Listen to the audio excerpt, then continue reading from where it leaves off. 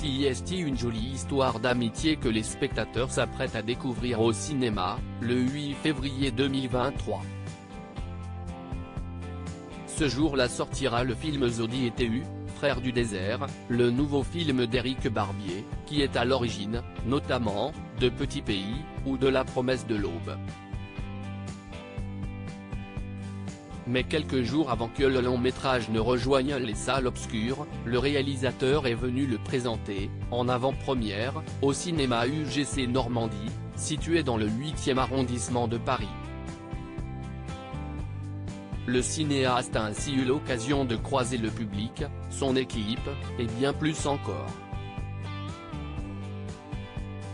Tonnerre d'applaudissements, le dimanche 29 janvier 2023, entre les quatre murs du cinéma UGC Normandie. Éric Barbier a eu le temps d'évoquer le fruit de son travail face aux spectateurs, installés dans la salle. Mais pas seulement.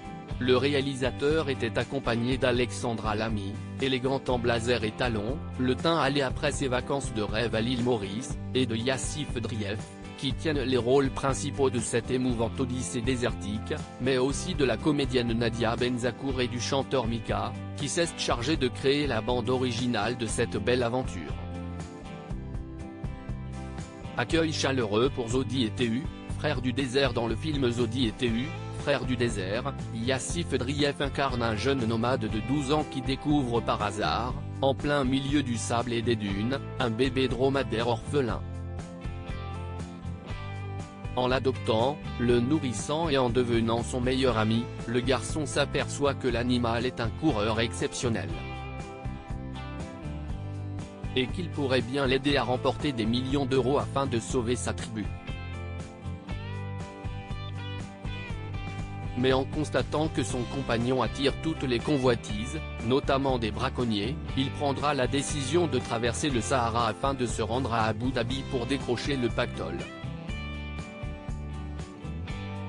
Zodi et Tu, Frères du désert a également été présenté au Gaumont de Montpellier, comme Alexandra Lamy l'a indiqué sur son compte Instagram.